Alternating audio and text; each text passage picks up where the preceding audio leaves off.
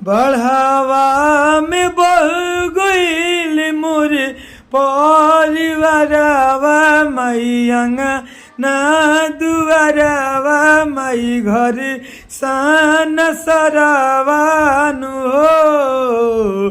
तू ही बताव छठी माई कैसे करी बरत नइखे अब परिवारवा नु हो।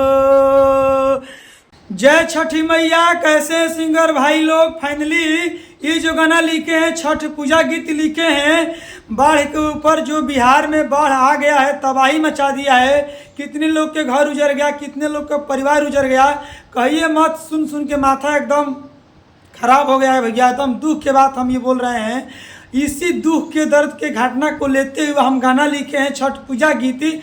तो फाइनली आप पूरा वीडियो को फुल देखिएगा। हम ये गाना जो लिखे हैं ना, कोई भी सिंगर इस गाने को गा सकते हैं, रिकॉर्डिंग करवा सकते हैं दोस्तों। बिल्कुल हम ये गाना फ्री में लिखे हैं। छठी मैया के ऊपर गाना लिखे हैं कि हे छठी मैया आप ऐसा क्या कर दिए, बिहार में बाढ़ आ गया, कैसे छठ त्यौहार पर्व मनेगा। इन्हीं को दुख को गाते हुए हम गाना में दर्शाए हैं, लिखे हैं।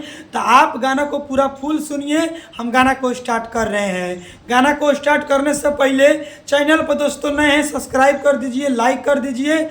मेरा नाम जान लीजिए, मेरा नाम है राइटर राजा सिंघानिया। तो चलिए गाना को स्टार्ट पहले करते हैं। पूरा वीडियो को फुल देखिए, स्क्रीन पर देखिए। लक्ष्य गो। चलिए दोस्तों ये मुखड़ा है, हम मुखड़ा को गा रहे हैं। बढ़ावा में बह गईल मोर परिवारवा माई अंगना दुआरवा माई घर सन सरवानु हो। बढ़ावा में बह गईल मोर परिवारवा माई अंगना दुआरवा माई घर सन सरवानु हो। तू ही बताव छठी माई कैसे करी बरत नइखे अब परिवारवा नु हो। तू ही बताव छठी माई कैसे करी बरत नइखे अब परिवारवा नु हो।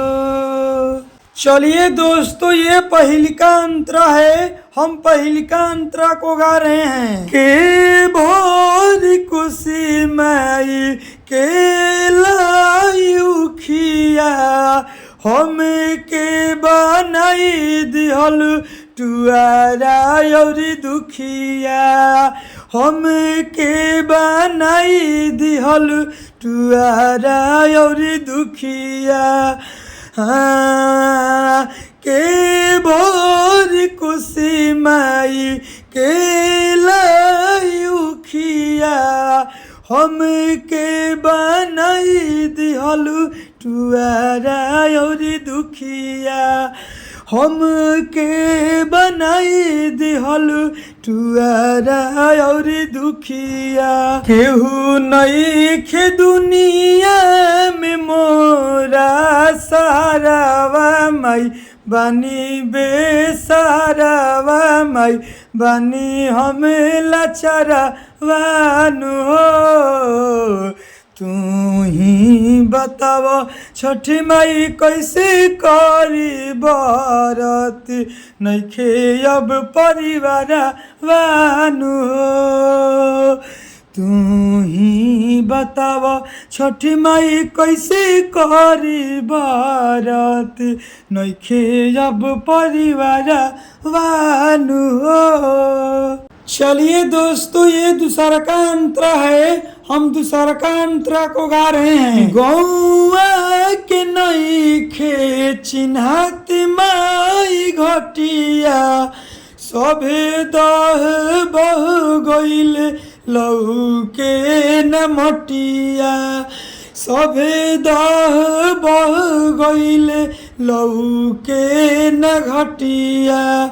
हाँ गौआ के नइखे चिन्हत माई घटिया सभे दहे बह गईल लहू के मटिया सभे दहे बह गईले लौके न मटिया राजा सिंहनिया के उतरले न भरावा माई भैनी बेसहारा वा माई नइखे मोर घरा वानु हो तू ही बताव छठी माई कैसे करी बारात नइखे अब परिवार वानु हो तू ही बताव छठी माई कैसे करी बारात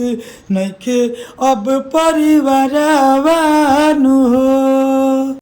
चलिए दोस्तों, गाना समाप्त हो गया है। अब मेरा बतिया को ध्यान से सुन लीजिए।